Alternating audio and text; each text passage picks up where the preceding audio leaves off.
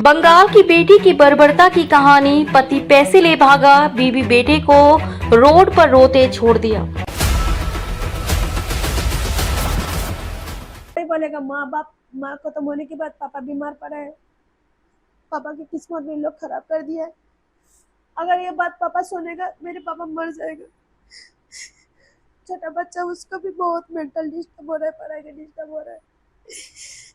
मैं जीना चाहती हूँ लेकिन इस तरह का मौत की तरह नहीं चाहती हूँ जिंदगी। मेरे को इंसाफ दिला जाए, जैसे मेरा पति आ जाए, क्योंकि मैं शादी नहीं करूंगी दूसरा पति मैसेज पर लेकर तो शादी कर ले, करोड़पति कोई पैसा वाला आ जाए। सारा भी दोस्त का घर पे बुलाता था, मैं मना करती थी मत बुलाना घर पर। मेरे जीने के क्यों हक नहीं है, क्यों चैन से जी नहीं पा रही हूँ मैं। और जो कानून की तरफ से आप इनको संरक्षण दे रही हैं, मीडिया के माध्यम से इनको संरक्षण दे रहे हैं, समाज की तरफ से भी इनको संरक्षण मिले, वोट मिले और इनकी बात कहीं ना कहीं सरकार उनके कान तक बात पहुंचे। और जैसा इन्होंने बताया, जैसे इनकी बातों से मुझे लग रहा है कि उनकी जो विकृत मानसिकता है, इनकी चाहे जेठ की हो, चाहे सास की हो, ससुर, जो भी लोग इनसे संबंधित लोग हैं, इनके ससुराल के लोग हैं, उन लोगों की मानसिकता एक पाकिस्तानी और एक बांग्लादेशी से कहीं कम नहीं है। मैं भारत सरकार से भी कहना चाहूंगा, आप तो लोगों को चिन्हित कर ही रहे हैं, रिफ्यूजियों को, बांग्लादेशियों को, रोहिंग्या को, और समाज में जो हमारे ऐसे कुमानसिकता के लोग बैठे हुए हैं उनको भी आप पकड़ करके हाईलाइट करके उनको जेल के खानों में बंद करें और देश से बाहर करें और इस महिला को न्याय दिलाने में अपनी भूमिका निभा करके कानून पर, सिस्टम पर विश्वास लोगों का मजबूत करें। जय हिंद, जय भारत। आप सबसे रिक्वेस्ट भी करना चाहूंगी कि चूंकि ये बेचारी दिल्ली में है और इसको दिल्ली में छोड़ के इसका पति भाग गया है, और आज हम महिला आयोग ही गए थे, मैं भी गई थी इनके साथ, और हमने इनके जेठ से बात करने की कोशिश करी, उनको कन्विंस करने की कोशिश की, लेकिन वो व्यक्ति इतनी बुरी तरह से हमें जवाब दिया। उसने ये भी नहीं सोचा कि एडवोकेट है, इवन मुझे ही नहीं, जो आईओ थे उनके साथ भी और मेरे साथ भी उन्होंने गाली गलौज की और यहाँ तक कि धमकाया भी कि तुम क्या हो, हम तो तुम्हें आके वहां देख लेंगे, मरवा देंगे तुम्हें, वगैरह वगैरह बहुत सारी बातें उन्होंने कही। तो मैं बस यही प्रार्थना करना चाहती हूँ आपसे कि इनके पति चूंकि फरार हैं और कहाँ है उनका कोई ट्रेस नहीं मिल रहा है, तो अगर कहीं से भी किसी को भी इनके पति की या इनके ससुराल वालों की कोई इन्फॉर्मेशन मिले तो आप प्लीज इनमें जो कांटेक्ट नंबर दिया गया है मीडिया का, उन पे आप शेयर करें इनके पति का और इनके ससुराल का एड्रेस। तो प्लीज एक लड़की को, एक बेचारी दुखी लड़की जो बिल्कुल पागल सी हो रही है, उसको कुछ इंसाफ मिल जाए। धन्यवाद। इस महिला को, आज ये महिला कानून के दर चक्कर काट रही है, समाज के गुहार लगा रही है, सरकार को गुहार लगा रही है, लेकिन मैं पूछना चाहता हूं समाज से कि समाज इनको किस ढंग से न्याय दिलाएगी, और इनका आखिरी उम्मीद समाज के ऊपर में ही है। तो इस वीडियोस को आप पूरा देखें। और क्या समस्या? नमस्ते, मैं संध्या भादुड़ी बोल रही हूँ। मैं सुजीत भादुड़ी मेरे पति है।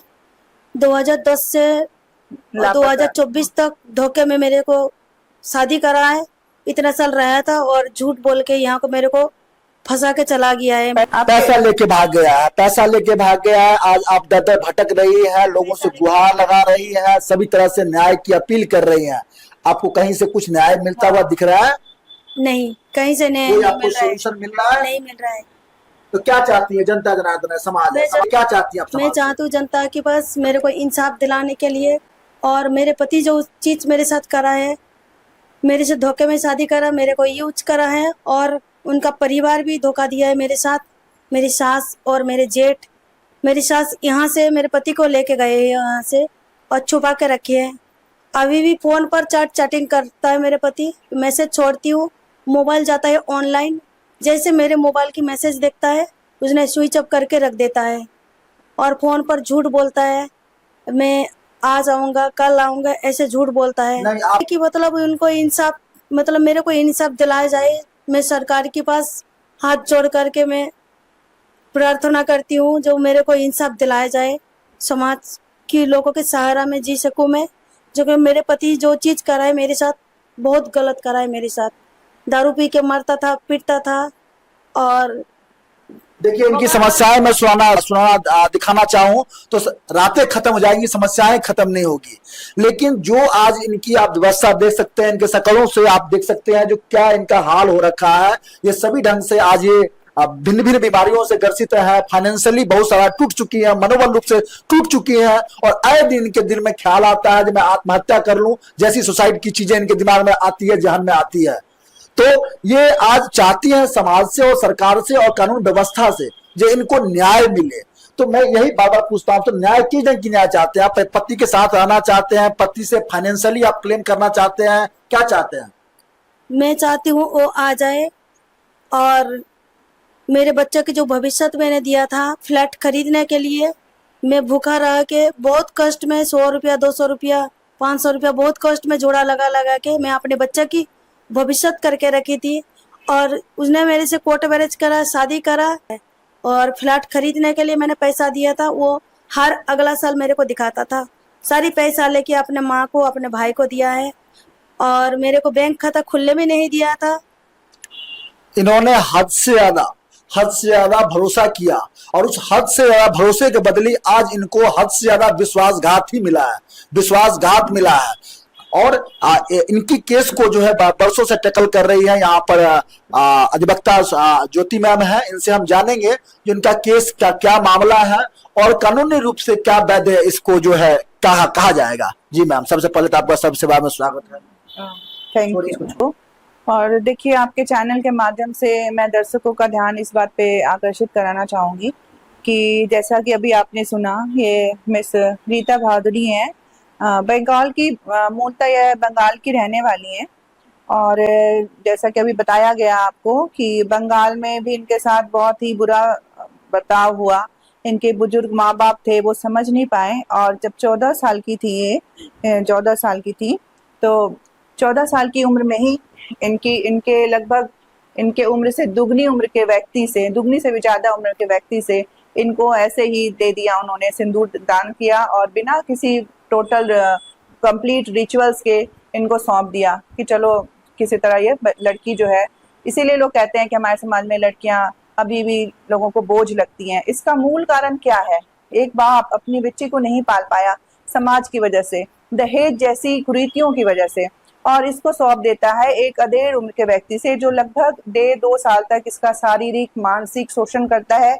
इसके माता पिता से पैसे भी लेता रहता है बीच बीच में, और जब मार पीट के हर तरह से इसको प्रेग्नेंट करके, जब ये 2 महीने की प्रेग्नेंट थी, तो इसको छोड़ देता है अपने माता पिता के यहाँ। किसी तरह ये वहाँ अपने बच्चे को जन्म देती है, और फिर आर्थिक तंगी की वजह से दिल्ली आ जाती है काम की तलाश में अपने और अपने बच्चे की जीवन के लिए। यहाँ पर इसकी जान पहचान एक सुजीत भादुड़ी नाम के आदमी से होती है, जो इसको अपने प्यार के झांसे में फंसाता है। इसके पीछे पीछे इसके होम टाउन कलकत्ता जाता है, वहाँ सारी इंफॉर्मेशन निकालता है, और इसको लगता है कि ये एक उसके इनकम का बहुत अच्छा सोर्स है। इसको बेवकूफ़ बनाता है, और 4-5 साल तक इसके साथ लिविंग रिलेशन में रहने के बाद फाइनली 2016 में इससे आर्य समाज मंदिर में अपने माँ बाप सबके सामने शादी करता है। इसके बाप को प्रेशर दिला करके उनसे दहेज में पैसे भी लेता है, बीच बीच में करके कई बार उनसे पैसे मंगवाता है, लेता है कैश में, और अंत में जब इसका सब कुछ ले लेता है वो, और उसको लगता है कि अब इसके पास देने के लिए कुछ नहीं है,